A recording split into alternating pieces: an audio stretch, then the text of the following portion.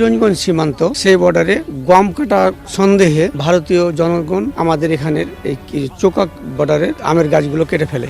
এই নিয়ে কৃষকদের মধ্যে কথা কাটাকাটির মাধ্যমে সংঘর্ষ শুরু হয়।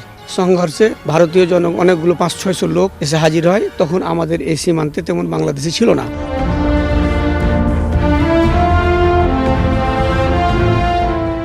যৌথভাবে মানে চোকা কিরানীগঞ্জ মানে বিজেপি আর শব্দলপুর আর শুদ্ধপুর সব একসাথে থেকে গন্ডগোল। বিজেপি এক পর্যায়ে এখানে সীমান্ততে বসে সিও আমার সিও বাংলাদেশের এবং অধিকার সিও বসে কথা হয় আমরা এটা মানে দুঃখ প্রকাশ করে আমার এটা ভুল হয়েছে।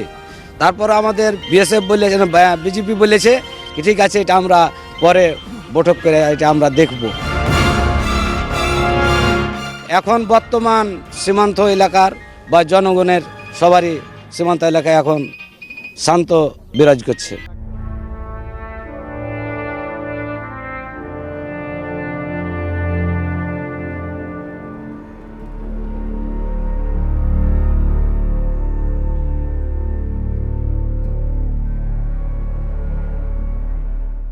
আড়াইশোটিরও বেশি ডিজাইন অপশন নিয়ে ওয়ালটন স্মার্ট ফ্রিজ, বোঝে আপনার প্রয়োজন।